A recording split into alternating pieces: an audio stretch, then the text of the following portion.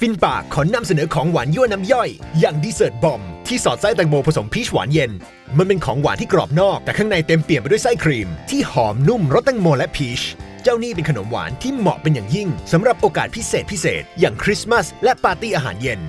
ถ้าพร้อมแล้วเรามาเริ่มกันเลย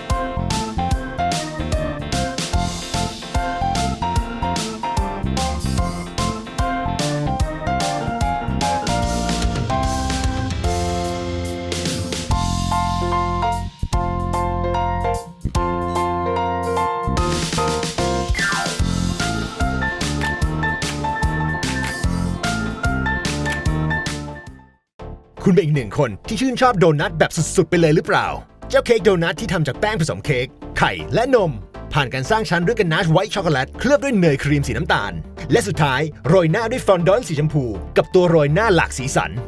นี่แหละที่เป็นของหวานแสนอร่อยสำหรับคุณมาลองอบเค้กที่หอมหวานนี้ด้วยตัวคุณเองไปพร้อมๆกับฟินปากถ้าพร้อมแล้วมาเริ่มกันเลย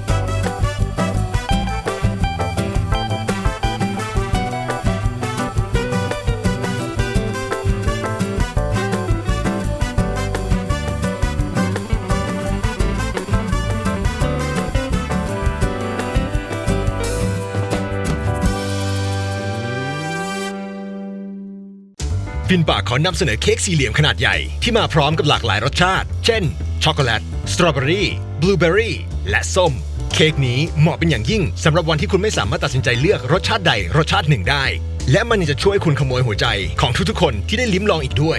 มาเริ่มกันเลยดีกว่า